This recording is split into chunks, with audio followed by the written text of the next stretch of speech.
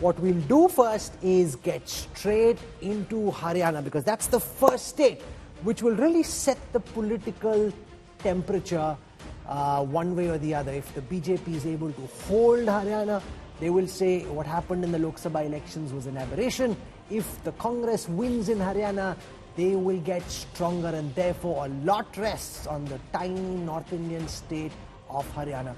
Let me take you through what people think of how the state government in Haryana is doing, and then we will try and extrapolate the data to say how the seats look like in Haryana. We won't give you assembly seats, we'll give you Lok Sabha seats, but it will directionally give you a sense of which way the political winds are blowing. So with that said, let's get started.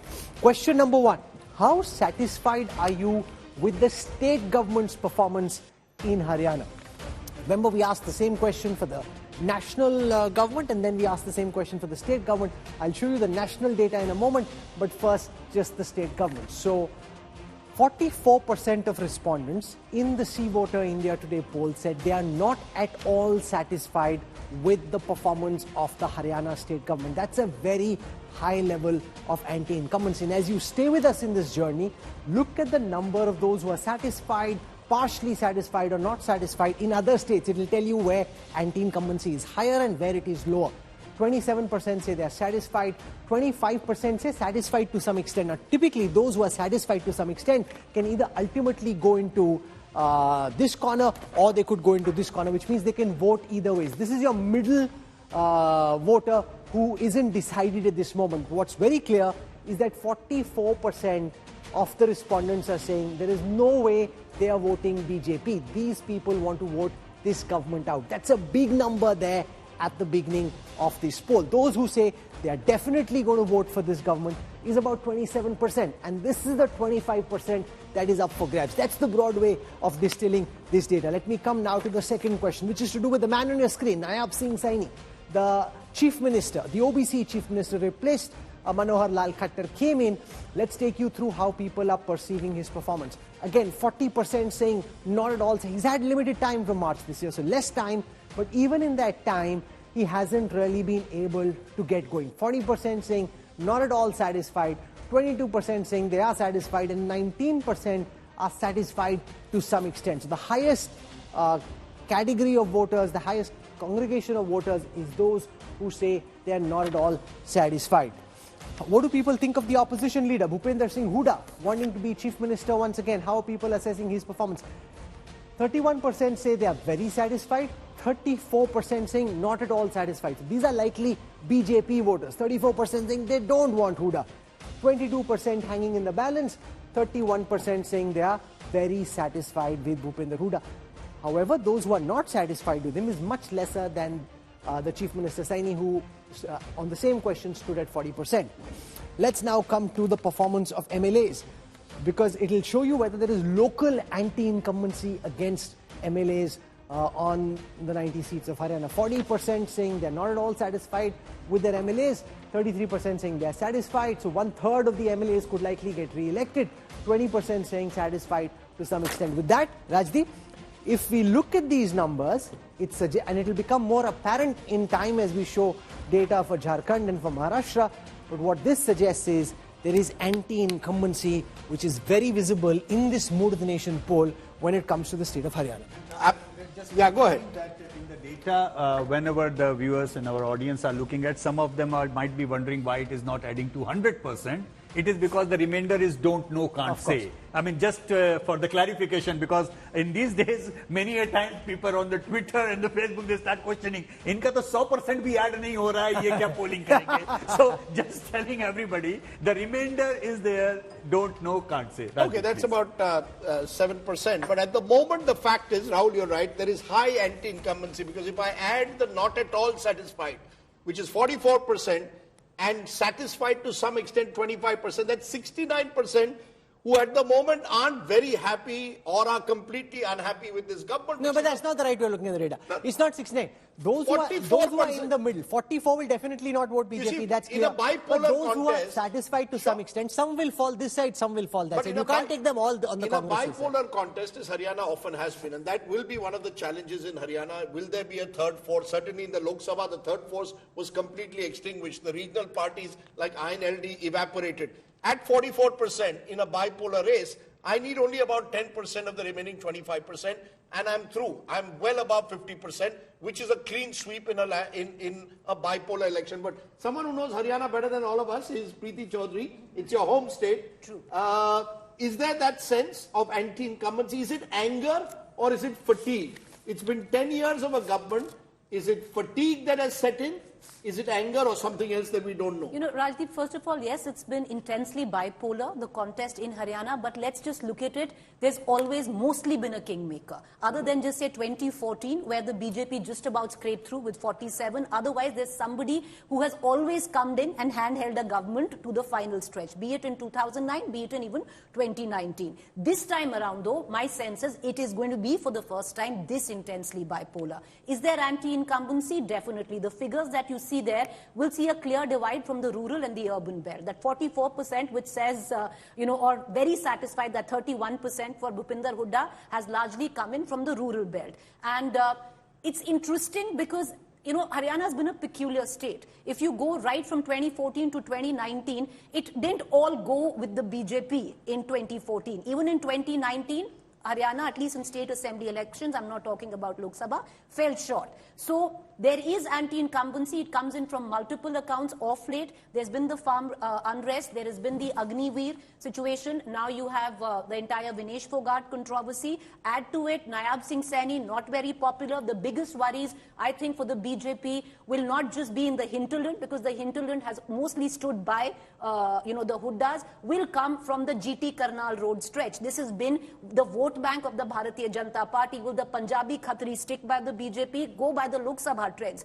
They lost Sonipat, they lost Ambala. Look at how Gurgaon voted. We didn't know where Gurgaon was going, till about the last 2 hours. So if you look at this stretch, my biggest worry will be, will BJP's core vote bank stick with the BJP? The Dalits, again, I'll come into, we talk a lot about the Dalits in this election that went with the Congress. In my memory, the Dalits and the Jats in Haryana voted together in the times of Devila. This is the first time the strange caste calculation is happening, because the Dalits have never gone with the Jats. What really happened this time was not only the Dalits went with the Jats, but a part of the traditional Chhattis Qaum, which they call in Haryana, part of that broke away from the BJP and went in with the Congress. So there's a lot going on. Because it has the highest unemployment rate in the country as per 2023 figures. So that is a factor. When we look at Agniveer, it's more a reflection of the fact that there hasn't been the kind of employment levels that you would have expected. It's a peasant class, and they're angry. And there is that anger which has built up. But, to take forward from Preeti's point, it's a question of, will a third front emerge in the next few months, in the next few weeks? Because at the moment, we don't know what shape what is the third front? Whether INLD and BSP can create any kind of buzz. Can I tell you something? Right now, the Aam Aadmi Party would be very happy if it takes the position of the JJP. And that's not going to happen by the looks of it. So Aam Aadmi Party wants to be the kingmaker, but you're saying they can't be. I doubt it. What we want to do right now is take a look at where the Lok Sabha number stood. So if you extrapolate the Lok Sabha trends into assembly segments, I'll give you a sense of where the starting point of this election is, because that's the most recent empirical data set that we have. So if you look at the data, the BJP led in 44 assembly segments. The Congress party led in 42 assembly segments. The BJP's individual vote share was 46.1. The Congress's own vote share was 43.7. So say 44, plus they had the Aam Aadmi Party's vote share as well. So together it was 48, but the Congress itself stood at about 43.7. So at the starting point, when Prime Minister Modi is on the ticket in a North Indian state, you've got 44 versus 42, which would suggest that as you move away from the Lok Sabha elections, localize the election in the assembly context, this is really tough for the BJP to try and hold on to the third time. Absolutely. And if you look into the Lok Sabha and assembly election trend of the 5 years back, you will realize that BJP dropped almost more than 15 points after the Lok Sabha, by the time even at the peak, Rajat even at the Sethi, peak, of the Modi wave, yeah. the BJP, soon after the 2019 Lok Sabha election, struggled in Haryana. They needed the JJP. Right. Does that then mean that within the BJP, and you spend a lot of time there, they realize just how tricky Haryana is at the moment? Well, so far, there has been a complacency in the rank and file of the BJP. Why? In general, there has been complacency that they could use brand Modi to their advantage and sort of cover any kind of gaps that are there. But now it is, now the task has again gotten back to the local leaders to apply their political mind to the whole subject. Right now, what is happening, the struggle with the BJP is that they do not have any hook to hold the entire campaign in Haryana around.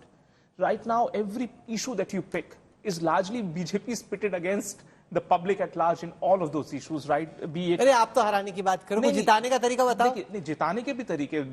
They're age old. First of all, ensuring that Chandrasekhar and Mayawati and the Dalit base that's sort of is showing an early tendency to go towards the Congress. How do you stop that? There is a solid 20% Dalit vote share. You have to ensure that the so-called third front, the Lok Dal has gone with Bahujan Samaj Party in the alliance, and there is an active talk that JJP might go with Chandrasekhar in the alliance. And these are like active Dalit parties. So there could be some interesting numerical strategy. See, at times when narratives fail, arithmetic comes in and holds the ground.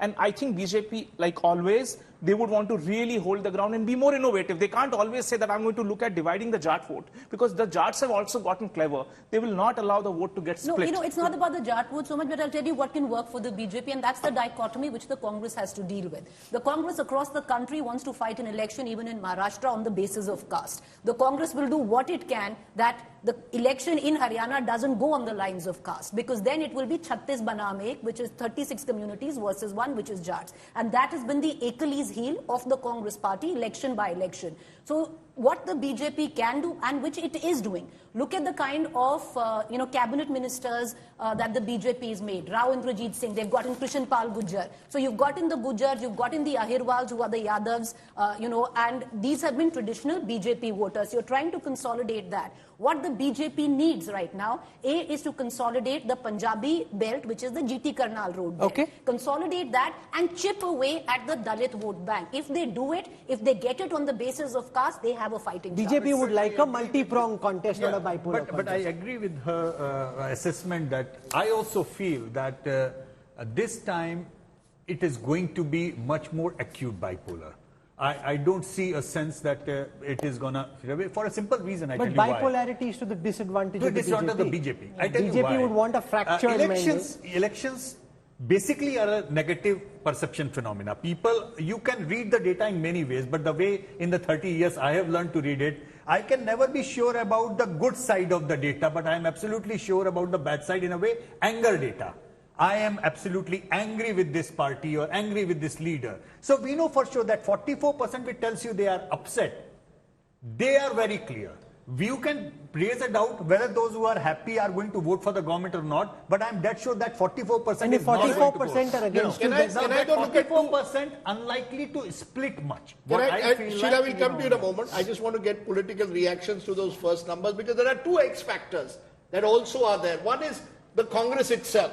How united will the Congress remain, particularly when it comes to seat distribution? Will it ensure that all its leaders are accommodated, especially the likes of Kumari Shelja, or will the Huddas dominate any ticket distribution? So that, Adil Singh Boparai, is your challenge, because the Congress is known to often be its own worst enemy. Is that resolved, that the Congress will be united in this election, or have you outsourced the party to the Huddas in Haryana? Well, good evening, Mr. Sardesai. We in the Congress take the exit polls with a pinch of salt. But having said this, even directionally, your poll also indicates that it is going the Congress way. However, I would like to say that there is going to be a landslide for the Congress, and for a variety of reasons. You have an ineffective chief minister. You have rampant corruption. You have unemployment. You have inflation. You have attempts at social division. And most importantly, people are fed up with the BJP's promises. The BJP can try its tricks, the BJP can try dividing society, but there comes a time when there is public anger, and that anger is palpable. It's not just palpable amongst the farmers, it is also palpable amongst the youth. It is palpable amongst sports persons. It is palpable amongst women. So you will see that there will be a greater enthusiasm to vote out the BJP. I'm sure the BJP will try some tricks, but we are very, very confident that this time around the Congress is coming back with a 2/3 majority. Now, responding to your saying you're saying 2/3 majority. You believe that the Congress is united. Rohan Gupta, you changed your chief minister just a month or even weeks before the Lok Sabha polls. It didn't quite work. It was a 5-5 battle, but clearly a decline compared to 2019. Has the BJP woken up too late to the crisis in Haryana? You held on to Manohar Lal Khattar for way too long. Rajdeep, I feel the way Lok Sabha results have come for BJP, right? Everybody before the results were saying that there will be clean sweep in favor of Congress, and because of Agniveer or farmers issue and all, there's a strong anger against BJP on ground. But when you see the data, 44 seats, even after Lok Sabha elections, which was the worst case scenario for BJP, there are 44 seats where BJP is still leading.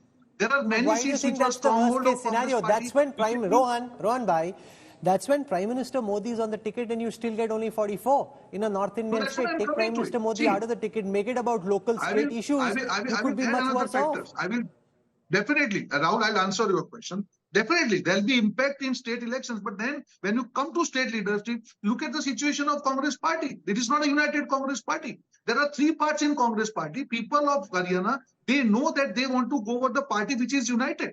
There is, after Mr. Saini's appointment as CM, there are a lot of things about MSP for farmers, for Agniveer, reservation for Agniveer. There are a lot of issues. I think there is a strong, favor in How are you united, Rohan Gupta? I just want to come in. How are you united? You have Anil Vij, who's very disgruntled, who's actually, if he fights independent, will still win. You have a Rao Indrajit Singh, very unhappy that his daughter wasn't given a ticket, and that's your Yadav vote bank. So the BJP has enough factionalism of its own, as much as the Congress. But taking leaf out of what you said, Congress fought the whole election on the base of caste and all this thing, which is not going to be possible for them in Haryana because they are riding on a tightrope there. What I'm trying to tell you, if you compare factionalism in BJP and Congress, the difference is quite visible. There are 3 rallies happening at a different place. All leaders are not on the same platform. So people, they don't want to go for something which is not certain. No, make no mistake, internal dissent is a genuine problem for the Congress party. And the Congress also has the tendency oftentimes when it's in pole position to get carried away because they think they're already very close to power, and that could be a real problem that the Congress needs to look out for.